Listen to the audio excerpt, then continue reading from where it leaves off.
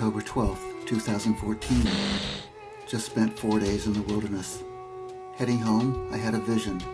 Fleeting, mysterious. I made sketches, tried to etch it in my memory.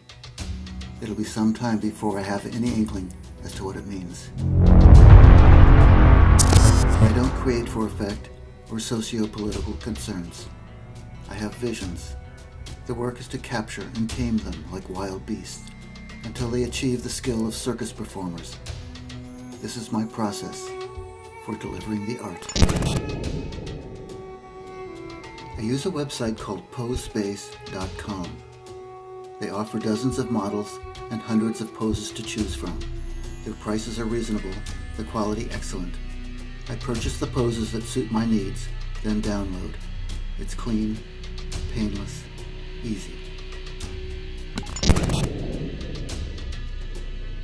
I want my models to be archetypal, timeless, so I remove their personalities, their heads and limbs. They become like ancient Greek torsos, ravaged by barbarians. I create new backgrounds, then add texture to the entire image. Next, I create the appendages, heads and feet. Upon reflection, I realize they're actually symbols of the feminine, these very angular, kind of alien vaginas. I want them to be uniform throughout the series, so I'll have them printed along with the nudes. While I'm at it, I create mock-ups which serve as studies or sketches for the finished work. Once the images are ready for printing, I upload them to fineartamerica.com and place an order. Fine Art America delivers the highest caliber art prints using museum-quality, archival inks and paper. At this point, I'm still clueless about the nature and meaning of the work. The prints arrive in about 2 weeks. They're beautiful. I'm excited. To stabilize the ink, the first thing I do is varnish the entire image.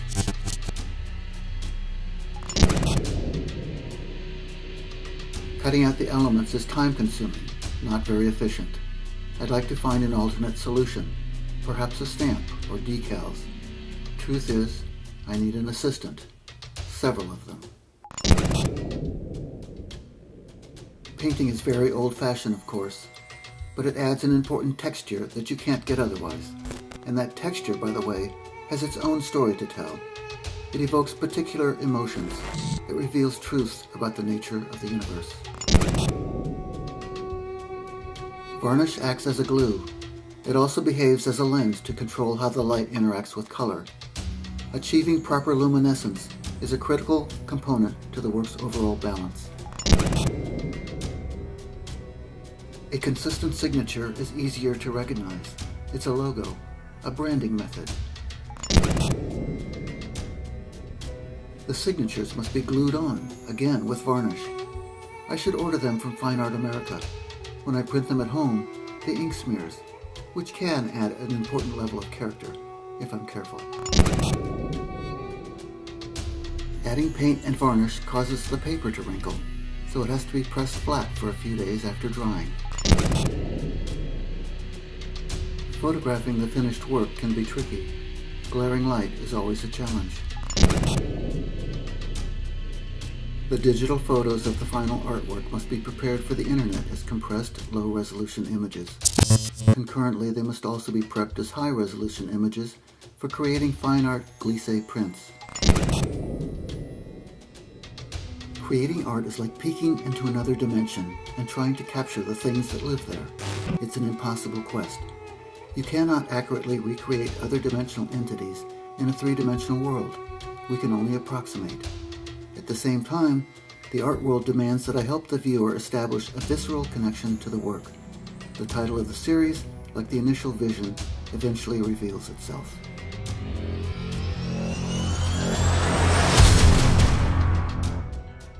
Here we have a clue about the nature of the work. Secretly, I'm beginning to suspect this series is about repressed erotic fantasies.